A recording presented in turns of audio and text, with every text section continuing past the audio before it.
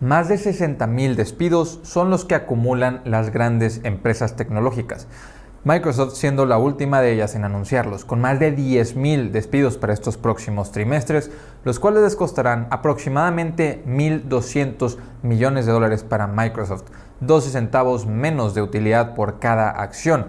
Y en este video quiero hablar acerca del tema de Microsoft y los despidos de las grandes tecnológicas, mencionando a varias de ellas. Quiero hablar acerca de Palantir. Palantir, una empresa, quiero hablar de por qué es que yo no me he puesto a analizarla a profundidad, porque tiene ciertos aspectos que si no cambian, a mí no me interesa esa empresa. Entonces hablaremos de esos aspectos, aunque es una empresa con tecnología muy prometedora. Y además de eso, quiero terminar el video por mencionar el tema de Disney contra Nelson Peltz. Nelson Peltz, este inversor activista que pidió un puesto en el consejo de Disney y hizo una presentación de todas las cosas que Disney debería de mejorar y todas las cosas que están mal con Disney prácticamente, y Disney le contesta con otra presentación enseñando otros datos, podríamos decirlo así. Comencemos con este video y empecemos hablando de Microsoft.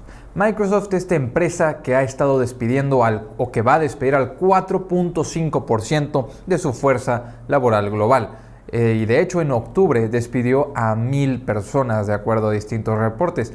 Además de esto, empezamos a ver información acerca de lo que está sucediendo con el mercado, que se rumora o se menciona que el mercado de la nube ha estado mucho más suave en este último trimestre de lo que se esperaba. Y sí, ver que hay despidos en estas últimas semanas justo antes de los reportes trimestrales nos puede estar indicando que las empresas están preparando para los malos resultados que podríamos ver en estos reportes trimestrales.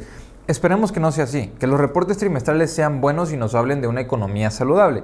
Pero con estos despidos es muy improbable que ese sea el caso. Las empresas no despiden personas nada más por ser eficientes. Intentan ser eficientes, ya que ven que las cosas no están funcionando como deberían o cuando se presionan por los competidores. Entonces es Microsoft, en esta ocasión, la empresa que lucha por ser más eficiente para poder continuar con su camino de crecimiento que llevaba anteriormente. Y de hecho, una firma de investigación publica una nota del colapso de exportaciones en el mercado global de PCs o computadoras personales en este último trimestre del 2022. Con una caída de 28.5%, una caída bastante importante para este mercado, un segmento que es bastante grande para Microsoft. Entonces entendemos que aunque estas empresas tienen segmentos de crecimiento, así como para Meta y para Google se ha notado esta ciclicidad en los anuncios digitales que ha estado afectando a Meta y a Google, que no han estado creciendo como se esperaba que crecieran, pues también está empezando a afectar otros esquemas de la economía.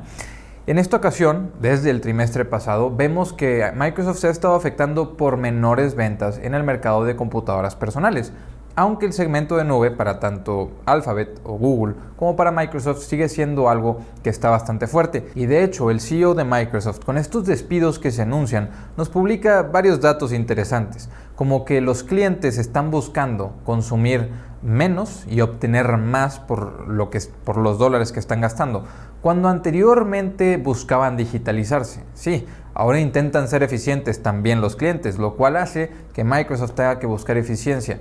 Además de esto, nos habla que están siendo muchos más cautelosos con los gastos y con las contrataciones que están haciendo los clientes actualmente. Entonces, otra vez, otro indicador de que Microsoft está viendo un mercado mucho más suave de lo que había visto anteriormente. Si ellos hubieran esperado esto, probablemente los despidos hubiesen llegado antes. Y quiero mencionar que, en mi opinión, estos recortes son algo bastante positivos para toda la industria tecnológica. Espero que con esto no solamente lleguen recortes, sino que también se disminuya la cantidad de compensación en acciones que se les da a los empleados. Con que empiecen a hacerlo algunas empresas importantes, el resto las seguirán. Así como empiezan a hacer algunas los despidos y otras continúan por hacer o continúan con recortes meses después, lo mismo puede pasar con los premios en acciones. Y estas empresas pueden estar posicionadas en una manera financiera o económica mucho mejor de la que se encontraron tanto en 2020 como en 2021.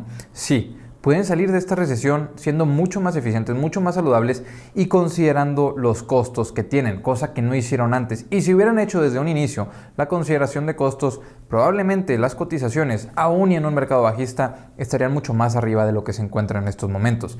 Entonces, si antes se me hacía interesante Microsoft, aún y con este posible y probable fallo de reporte trimestral después de estos despidos que anuncian justo antes de sus reportes trimestrales, me parece una mejor oportunidad el día de hoy, después de estos recortes, que el día de ayer, antes de que los anunciaran.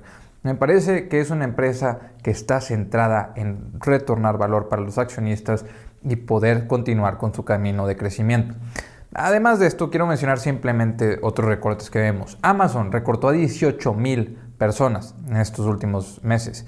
Y esto es por encima de lo que esperaban de recortar inicialmente 10,000 personas. Y hay rumores de que podría despedir más de esas 18,000 personas.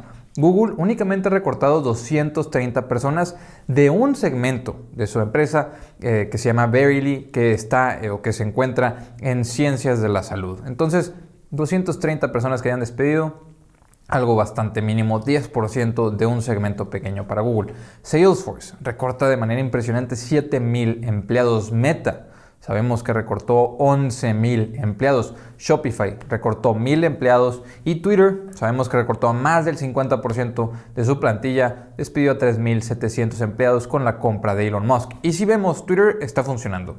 Y podríamos argumentar que está funcionando mucho mejor que antes, después de haber despedido o recortado a más del 50% del personal. Entonces, esto es evidencia de que muchas empresas están sobrecontratando y las personas no solamente no están siendo eficientes, sino que no se están considerando los costos, no se está considerando el gasto en sueldos o las inversiones que muchas de estas empresas han estado haciendo. No se consideraba el retorno sobre el capital invertido que esas inversiones iban a generar, pero regresa a ser importante como antes del 2020 lo fue. Y para esto me quiero pasar a hablar acerca de Palantir, esta empresa de la cual me han preguntado muchísimo, una empresa que es sumamente popular. Supongo que no solamente en YouTube, también en Twitter se menciona. Es una empresa que ha llegado a oídos de todos por la tecnología que tienen, por el crecimiento que tienen.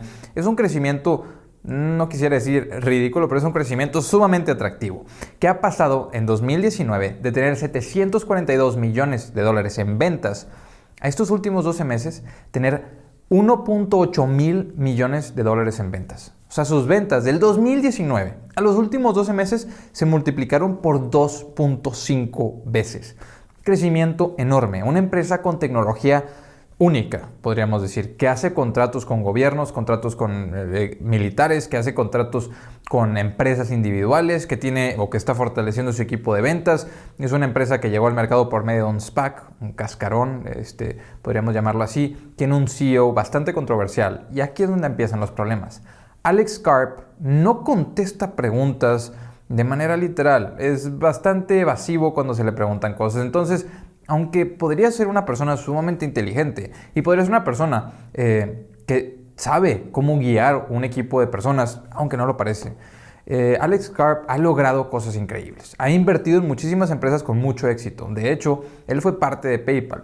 Entonces, Alex Karp es un personaje, así lo podríamos llamar, y es una empresa que cotiza a 14,000 millones de dólares, que está actualmente en los $6.90 por acción, cuando llegó a estar en los $35 por acción. Alex Karp, de hecho, para mostrar cómo de complicado es este personaje, menciona: a los que no les gusten los tratos militares que hacemos, pues no deberían de trabajar aquí. O sea, si trabajas en Palantir y te quejas de que la empresa tiene contratos con diferentes militares, o sea, es parte de un entorno, es parte del entorno de la guerra, en alguna forma, o de ahí ingresa dinero, pues no importa, salte, deja de trabajar ahí. Eso es lo que dice el CEO de Alex Karp. Y de hecho, él dice que esta empresa es una de las defensoras de la democracia. Entonces, sí, palabras muy grandes que utiliza: defensores de la democracia, una empresa que no tiene competidores, que no hay nadie que se le compare, que salva países, que salva vidas. Es una gran empresa, ¿verdad? Al menos así nos comunica el CEO. Pero ¿qué pasa con el retorno de valor al accionista? Y nada más de no cumplir esto, es una empresa que yo no voy a analizar. Si la empresa tiene cero enfoque, y no poco, cero enfoque en retornar valor a los accionistas, el valor no va a llegar a los accionistas. Y esto pasa mucho en Japón. En Japón primero se ve al cliente. La persona más importante es el cliente. Segundo, se ve a los empleados. Los empleados tienen que estar bien remunerados. Y si sobra dinero después de cuidar al cliente y cuidar al empleado, se va a cuidar al accionista o al inversionista. El inversionista es el último en la cadena y por eso muchas empresas en Japón cotizan tan barato. Esto nos lo ha comentado anteriormente personas como Munish Parai. Entonces esto me lleva a hablar acerca de los números de Palantir que parecen tan buenos. Pero cuando vemos la manera en la que podría retornar valor a los accionistas con tanto crecimiento, pues es que con los flujos de efectivo llegasen, si no lo necesitan todo el efectivo, a repartir dividendos. Pues no lo van a hacer. Pero bueno, están en crecimiento, entonces es entendible que no repartan dividendos. Muchas empresas muy grandes no reparten absolutamente nada de dividendos y retornan mucho valor a los accionistas. ¿De qué otra manera? Recomprando acciones. Y tampoco parece que lo quieran hacer. No solamente no recompran acciones, la dilución en acciones es enorme. Entonces veamos esto graficado. La cantidad de acciones que hay en circulación únicamente va aumentando. La cantidad de flujos de efectivo, aunque se vuelven positivos, están muy por debajo de los premios en acciones. Las recompras, otra vez, son inexistentes. Y si queremos ver en qué rango se encuentran los premios en acciones, son el 30% de las ventas que genera la empresa. No de las utilidades, son el 30% de las ventas. O sea, de cada dólar que venden, 30 centavos se va en compensación para las personas que trabajan en la empresa. Y todos los inversionistas de los cuales he escuchado hablar positivo de Palantir han mencionado que estos premios en acciones van a comenzar a disminuir y que van a comenzar a disminuir y van a comenzar a disminuir y Palantir va a empezar a retornar valor a los accionistas, que este es un plan necesario y que muchos de estos eran contratos que van a expirar, contratos de premios en acciones que van a expirar eventualmente. Entonces, esto también, mientras más aumenten las ventas, se va a quedar pequeño. La cantidad de compensación en acciones se va a ver pequeña a comparación de las ventas. Pero otra vez, si la empresa no se centra en retornar absolutamente nada de valor al accionista, nada de valor va a llegar al accionista, a menos que sea por especulación del mercado o porque en verdad aumente el valor de cada acción, no de la empresa en general. Porque si la empresa en general vale más, pero hay más acciones en circulación, pues eso no se va a reflejar en valor por acción. Tú quieres que cada acción valga más.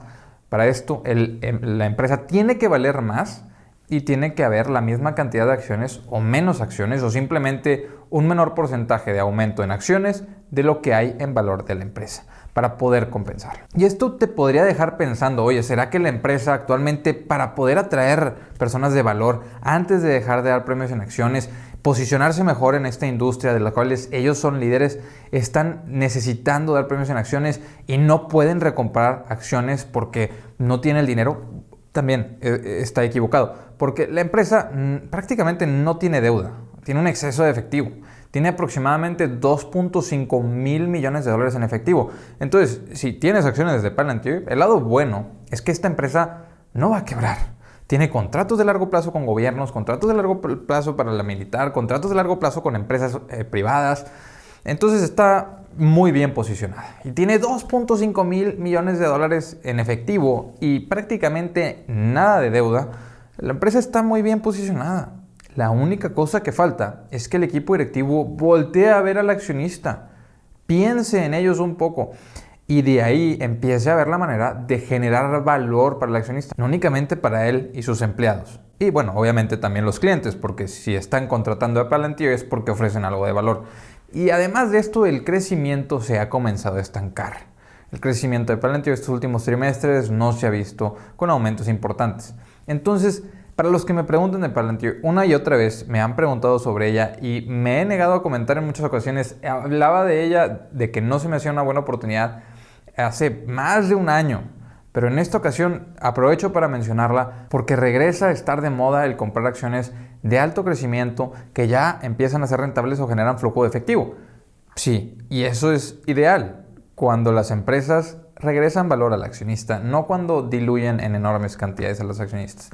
Y para terminar el video quiero mencionar a Disney rápidamente. No voy a abordar a profundidad el tema de Disney y Nelson Peltz. Ya hice un video de cómo inició esto y podría dedicar un video completo para la respuesta de Disney.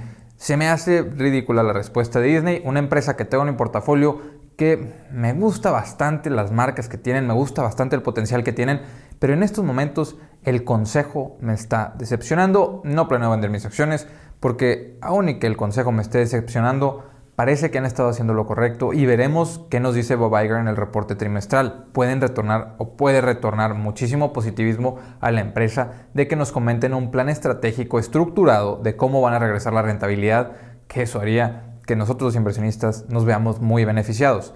Pero también tiene sus riesgos, lógicamente. Entonces, ¿qué nos dicen? Publica Disney esta presentación para contestarle a Nelson Peltz, este inversor activista que ha tenido grandes retornos en sus otras posiciones cuando se mete al consejo de una empresa. Y le encuentran una empresa que no tuvo retornos por encima de la media, una empresa que de hecho transmite deportes. Entonces, Disney de ahí se agarra para decir que Nelson Peltz no tiene experiencia ni en el mundo del entretenimiento, de las grandes empresas de entretenimiento, no tiene experiencia en las grandes tecnológicas y Disney se considera una empresa de tecnología.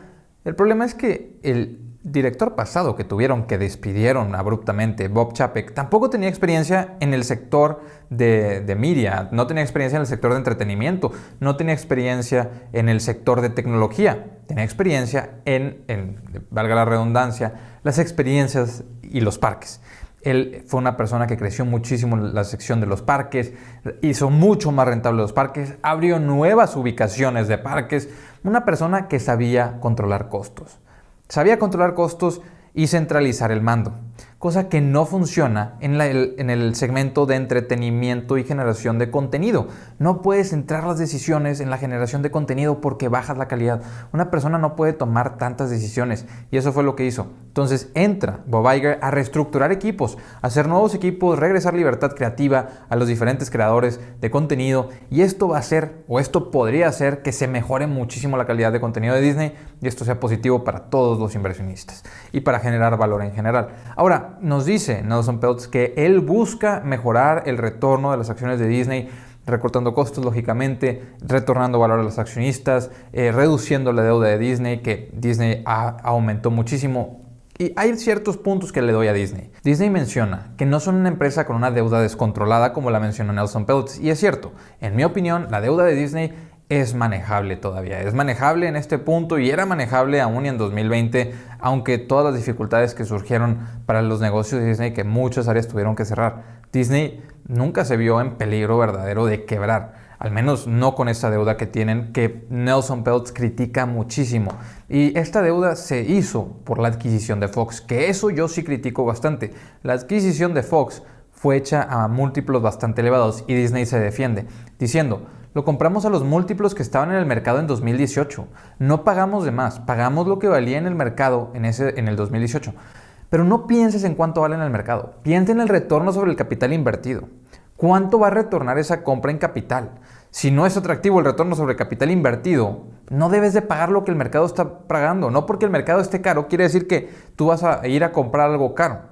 Y eso es lo que frustra de escuchar de este consejo. Nelson Peltz menciona que Disney se ha desempeñado peor que el mercado en los últimos 10 años, los últimos 5 años y en el último año. Y es cierto. Y Disney dice, sí, pero Bob Iger tuvo un gran desempeño. Tuvo 500% de retorno desde todo lo que tuvo en Disney, el tiempo que estuvo de CEO en Disney, mientras que el mercado tuvo 244%. Sí, 544% o 554% contra 244% es una diferencia abismal y algo muy positivo. El tema es que Disney colapsó justo cuando Bob Iger dejó el puesto de CEO, pero no dejó de trabajar para Disney. De hecho, él era presidente en el consejo. Él estaba presente en el consejo en todo esto que colapsaron las acciones. Bob Iger nunca se fue. Y aunque es una persona que creativamente me gusta bastante y creo que va a retornar muchísimo positivismo en la creación de contenido para Disney, no es una persona que sepa controlar costos de manera adecuada. Hizo adquisiciones bastante inteligentes, adquisiciones que hicieron que Disney se fortaleciera como marca. El problema es que una mala adquisición puede perjudicar toda tu carrera. Y eso es lo que está pasando con Bob Iger, porque hizo adquisición de Pixar, una adquisición que regresó muchísimo valor a Disney, la de Marvel, con la cual lograron los títulos más populares en el cine, fuera de Avatar, lógicamente, que era de Fox, o es de Disney ahora y de Fox también. Lucasfilm, todo el segmento de Star Wars, que también podríamos decir retornó muchísimo valor para Disney. Mandalorian, que fue algo que hizo que muchísimas personas se suscribieran a Disney Plus. Y terminaron por la pésima adquisición de Fox. No porque sea una mala adquisición en sí, sino porque pagaron de más. Pagaron más de lo que deberían de haber pagado. Y ahí está el problema.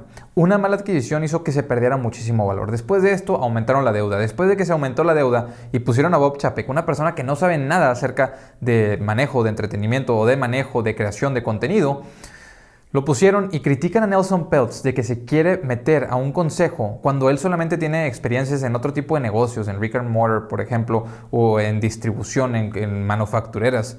Y se quiere meter a una empresa de media, una empresa de creación de contenido, de distribución de contenido. Se quiere meter a una empresa de tecnología, que es lo que Disney se considera.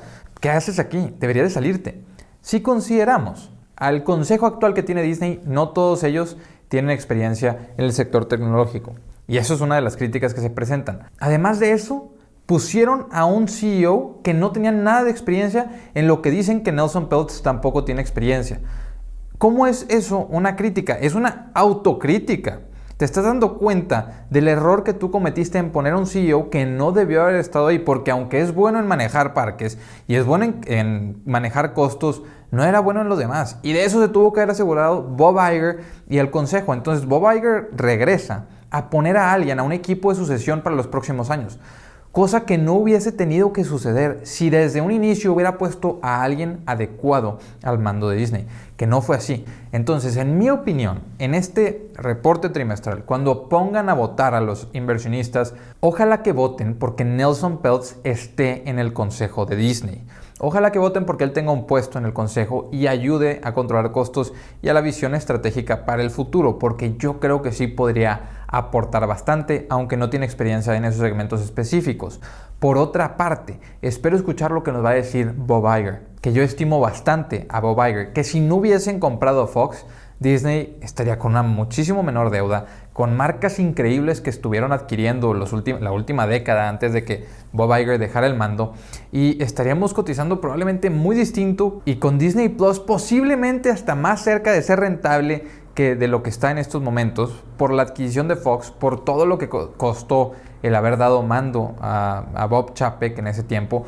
Pero recordemos, el que estaba supervisando era Bob Iger. Entonces este colapso en el mercado también es responsabilidad de Bob Iger, que está aquí para arreglarlo, regresó para arreglarlo, es correcto. Pero eso no quita que haya sido una pésima respuesta de Disney el decir que esta persona no tiene experiencia, que tuvo un fallo con una de las empresas en las que estuvo en el consejo, mientras que en las demás tuvo rendimientos superiores a la bolsa. Cuando estuvo en el consejo de esa empresa se desempeñaban mejor que la bolsa en promedio. Entonces, sí, una posición interesante en la cual Disney está compitiendo. Espero que esto sirva para que abran los ojos, para que vean todos los puntos negativos que se les están mencionando y luchen por vencer al mercado y retornar valor al accionista. Que por lo cual, o por lo que han estado fallando, acaba de salir una publicación de que a un director, por 4 meses de trabajo, en 2022, si no me equivoco, le dieron $8 millones. Por 4 meses de trabajo, $8 millones a un director en Disney. ¿Cómo tiene sentido ese tipo de cosas? No, son cosas que no tienen sentido. ¿Quién se está compensando? El consejo de Disney se está compensando. El CEO que acaban de despedir, Bob Chapek, recibió más de $20 millones de salario en ese año, en 2022. Y además parece que le van a compensar otros $20 millones por haberlo despedido, porque cancelaron su contrato. Entonces, $40 millones para una persona que perjudicó Disney, y ahora un salario cercano a los $24 millones para otra persona que ya estaba en el consejo, Bob Iger. Vamos a ver qué sucede, pero tienen que centrarse y ojalá que pueda entrar Nelson Peltz para que se reduzcan los premios que se están dando y para que se reduzcan todos esos salarios y compensaciones que se están dando. Inversionistas, hasta aquí les dejo este video, les dejo el grupo de Facebook, el Instagram, el Twitter. Nos vemos a la próxima. Hasta luego.